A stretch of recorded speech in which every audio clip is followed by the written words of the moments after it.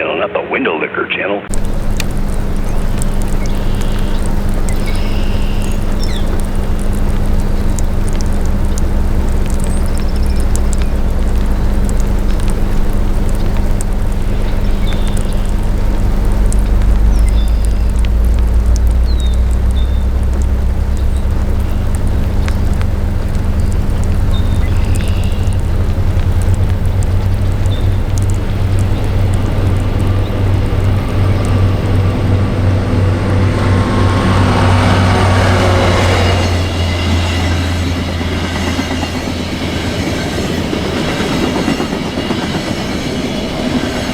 When I first pulled up, I heard a horn blast and I was like, shit. I knew one day it was gonna happen, that I just barely made it here and a train goes by. So then I heard the horn blast and I come down and around the corner where I come from, and I get to the crossing and I don't see the lights on, like the signal's activated or nothing. So I'm thinking to myself, what the hell? And then I come around the corner and I see that there was a via already down the tracks. So I'm like, oh, that makes sense. It was a via, that's why it's so short, whatever. And I'm like, oh, I didn't miss anything. So I come down this way. I seen that there is a green signal, and there's nothing for this way by what I can see. So I figured I'd wait for this one, even though it's pissing down rain. And I'm glad I didn't really get out and set up anything, because it wouldn't have been worth getting wet. So I just sit here and point the camera out the window, and that was it. Man, what the fuck is that?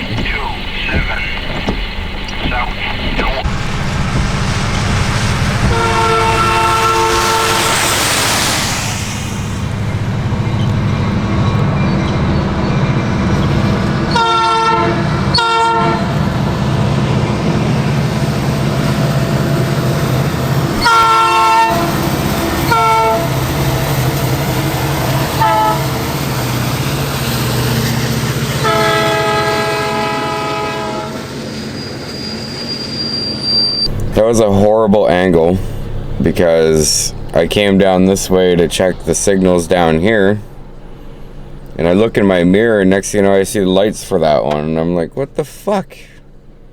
Because I was just up there and there was no green signals for somebody to be coming that way.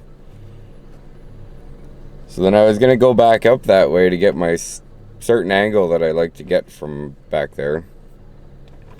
And I figured, fuck it, turn around, and because I started to go up that way, I hit the brakes, I turned around, came back down this way, parked here, and I'm glad I did, because I don't care what anybody says, that has to be the best horn on a locomotive other than like a steam whistle.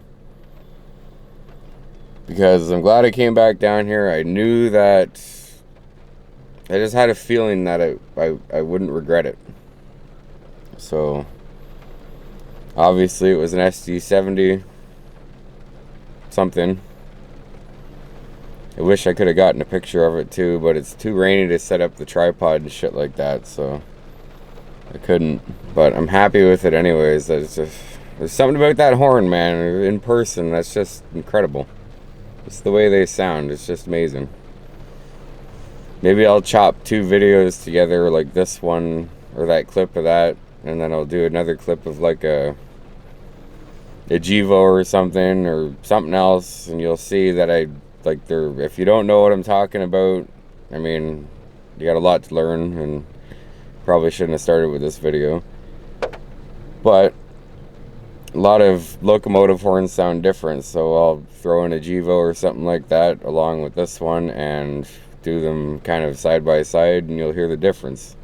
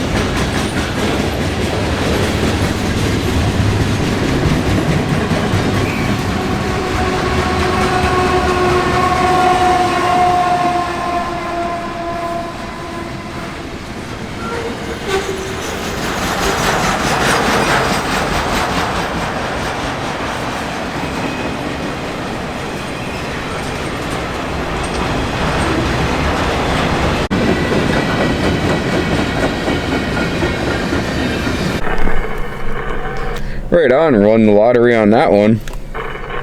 What do you got? Your favorite locomotive? Not my favorite, but it was a 100th anniversary edition locomotive. Whoa, can't be many of them running around. No, I think that's the first one I've seen. The first one? Yeah, with that paint job at least. Yeah, I think that's the first one I've seen in person. Well, you see, you did win. Yeah, right on. Yeah, I knew there was one coming because about 3 or 4 other guys doing the same thing I'm doing came speeding up, and I was like, what the hell's going on? And then I seen the green signal, so I was like, oh, I gotta get out of here. They came into the same spot? Yeah, it's quite a wide area, but they all pulled into the same spot. No kidding, so they're watching it too on the scanners? Yeah, and they pulled out their cameras and tripods. Buddy's even got an antenna on his truck. Must be for his scanner.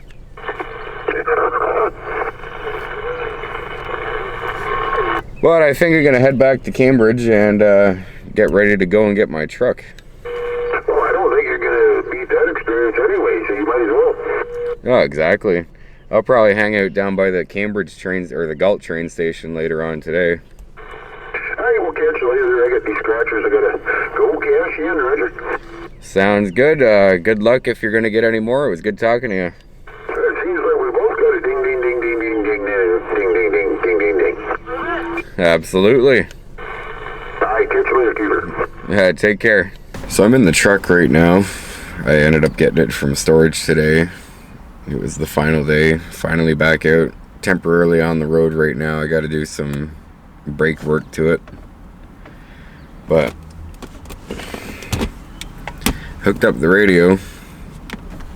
Figured it would have been quick and easy and simple and all that, and I mean it was, but turn it on, I don't hear anything. It's on right now. Volume as high as it'll go, 68. Nothing. And it's weird. You'd see the signal meter up there bouncing around if somebody was on, even if it was just static. And then when I key up, watch the bottom one. That is not good. That is SWR. It's supposed to be just barely at the bottom, and it's pegging the meter. That's not good. I'm assuming it has something to do with the power cord. In the car I have it hardwired to the battery. Here it's just temporary.